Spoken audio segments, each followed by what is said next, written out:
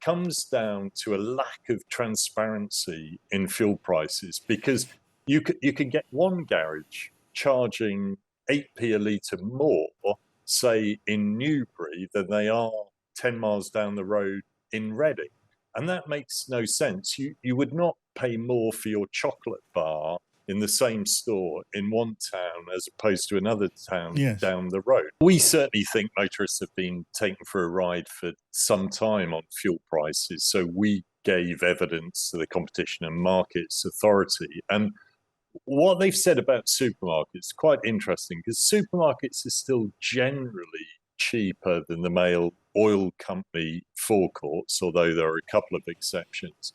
But what the CMA said is that if you looked at the margins that supermarkets were taking in 2019 and then looked at the margins today, then fuel prices should be 5p a litre less than they currently are. So what it's basically saying is there's less competition amongst supermarkets. And there is some irony there, because one of the supermarkets was sold a couple of years ago to another company that's got an interest in forecourts. So maybe that was something that should have been looked at in more detail. Yeah, I mean, we've seen, haven't we, over a long period, just the way that when oil wholesale prices, fuel wholesale prices go up, as they did, of course, after the invasion of Ukraine, then prices soar. They absolutely spike.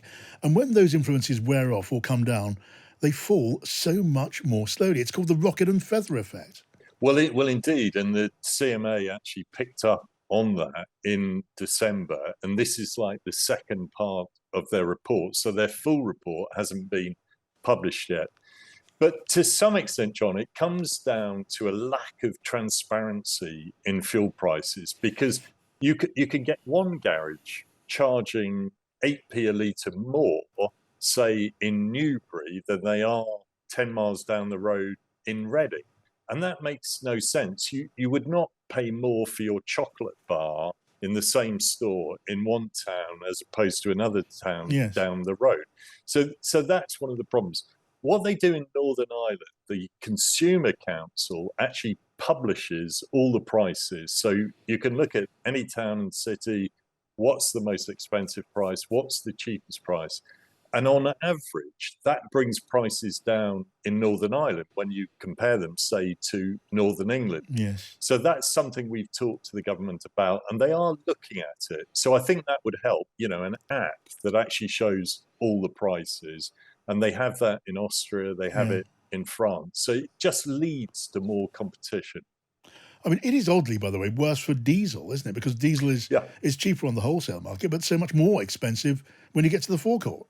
Yeah, this really is most bizarre, John. The diesel costs are just so high, and that just fuels inflation because it costs companies more, it costs lorries more, so the goods in our store cost more. So again, we would like to see the CMA get to the bottom of that problem.